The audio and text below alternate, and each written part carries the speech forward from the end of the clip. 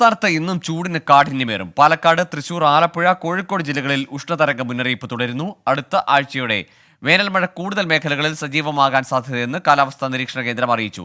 കേരള, തെക്കൻ തമിഴ്നാട് തീരങ്ങളിൽ ഉയർന്ന തിരമാലയ്ക്കും കടലേറ്റത്തിനും സാധ്യതയുള്ളതിനാൽ മത്സ്യത്തൊഴിലാളികളും തീരദേശവാസികളും ജാഗ്രത പാലിക്കണം. അലക്സ് റാം മുഹമ്മദ് ചേരുന്നുണ്ട് വിശദാംശങ്ങളുമായി. അലക്സ്, ഓരോരോ ദിവസം കഴിയും തോറും കൂടുതൽ ജില്ലകളിലേക്ക് ഈ മുന്നറിയിപ്പ് കൂടുന്നുണ്ട്. ഈ സാഹചര്യത്തെ എങ്ങനെയാണ് മറികടക്കാൻ ദുരന്ത നിവാരണ അതോറിറ്റിയൊക്കെ നൽകുന്ന നിർദ്ദേശങ്ങൾ? വരും ദിവസങ്ങളിലെ സാഹചര്യം എന്താകും? ഗോകുല, സംസ്ഥാനത്ത് അസാധാരണമായ ചൂട് കൂടും, അതായത് ഒരാഴ്ച കൂടി കൂടുമെന്നാണ് കേന്ദ്ര കാലാവസ്ഥാ വകുപ്പ് അറിയിക്കുന്നത്. 4 ജില്ലകളിൽ ഉഷ്ണതരംഗ മുന്നറിയിപ്പ് നൽകിയിട്ടുള്ളതിൽ ആലപ്പുഴയിൽ നിന്ന് ആ മുന്നറിയിപ്പ് പിൻവലിച്ചിട്ടുണ്ട്. പകരം 3 ജില്ലകളിൽ തുടരുന്നുണ്ട്. പാലക്കാട്, തൃശൂർ, കോഴിക്കോട് ജില്ലകളിൽ ഉഷ്ണതരംഗ മുന്നറിയിപ്പ് ഇന്നും നാളെയും കൂടി തുടരുമെന്ന് കേന്ദ്ര കാലാവസ്ഥാ വകുപ്പ് അറിയിക്കുന്നുണ്ട്.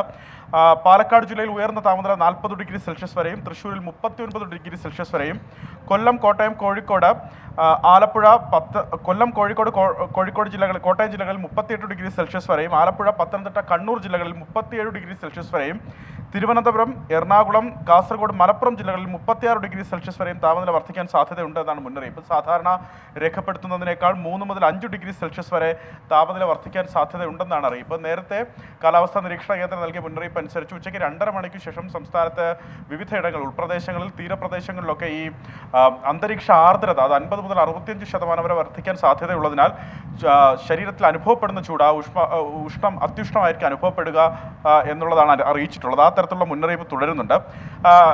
ഈ ചൂട് കൂടിയതുമായി ബന്ധപ്പെട്ട മുന്നറിയിപ്പുകൾ, ജാഗ്രതാ നിർദ്ദേശങ്ങൾ സംസ്ഥാന ദുരന്ത നിവാരണ അതോറിറ്റിയും ആരോഗ്യവകുപ്പും പുറപ്പെടുവിച്ചിട്ടുള്ള തുടരണം എന്നുള്ളതാണ് പ്രധാനപ്പെട്ട കാര്യം. ഇപ്പോൾ ആ കായിക വകുപ്പിൽ നിന്ന് ലഭിക്കുന്ന പ്രധാനപ്പെട്ട ഒരു മുന്നറിയിപ്പ്, കായിക മത്സരങ്ങൾക്ക് സംസ്ഥാനത്ത് നിയന്ത്രണം ഏർപ്പെടുത്തിയിട്ടുണ്ട് എന്നുള്ളതാണ്. സംസ്ഥാനത്തെങ്ങും കടുത്ത ചൂട് നിലനിൽക്കുന്ന സാഹചര്യത്തിലാണ് രാവിലെ 10 മണി മുതൽ വൈകിട്ട് 4 മണി വരെ ഔട്ട്ഡോർ കായിക മത്സരങ്ങൾ നടത്തരുത് എന്ന് കായിക വകുപ്പ് അറിയിച്ചിട്ടുള്ളത്. കായിക വകുപ്പ് മന്ത്രി വി അബ്ദുറഹ്മാനാണ് ഈ നിർദ്ദേശം നൽകിയിട്ടുള്ളത്. കായിക പരിശീലനം, വിവിധ സെലക്ഷൻ ട്രയൽസ് എന്നിവയ്ക്കും നിയന്ത്രണം ബാധകമാണ്. കടുത്ത ചൂട് തുടരുന്നതുവരെ ഈ നിയന്ത്രണം നിലനിൽക്കും എന്നുള്ളതാണ് നിർദ്ദേശം. ചൂട് കാരണം ഉണ്ടാകുന്ന ആരോഗ്യ പ്രശ്നങ്ങൾ നേരിടാൻ കായിക താരങ്ങൾ ജാഗ്രത പാലിക്കണമെന്ന് കായിക വകുപ്പ് മന്ത്രി അറിയിക്കുകയും ചെയ്യുന്നുണ്ട്. എന്നാണെങ്കിലും ഈ കടുത്ത ചൂട് തുടരുമ്പോഴും സംസ്ഥാനത്ത് വേനൽ മഴ കൂടി സജീവമാകുന്നു എന്നുള്ളതാണ് ആശ്വാസകരമായ കാര്യം.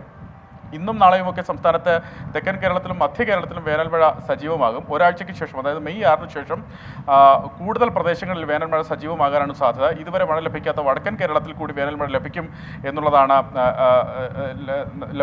പ്രവചനം. ഏതാണ്ട് തിരുവനന്തപുരം മുതൽ വയനാട് വരെയുള്ള 12 ജില്ലകളിൽ ഈ വേനൽമഴ ലഭിക്കാനുള്ള സാധ്യത ഇതിനോടകം പ്രവചിക്കുന്നുണ്ട്. മറ്റൊരു പ്രധാനപ്പെട്ട കാര്യം ഈ തീരവുമായി ബന്ധപ്പെട്ടാണ്. കേരള തീരത്തും അതുപോലെ തെക്കൻ തമിഴ്നാട് തീരത്തും ഈ കള്ളക്കടൽ പ്രതിഭാസത്തിന്റെ ഭാഗമായി ഉയർന്ന തിരമാലയ്ക്കും കടലാക്രമണത്തിനും സാധ്യത നിലനിൽക്കുന്നുണ്ട്. അതിനാൽ മത്സ്യത്തൊഴിലാളികളും തീരദേശവാസികളും ജാഗ്രത പാലിക്കേണ്ടതുണ്ട്.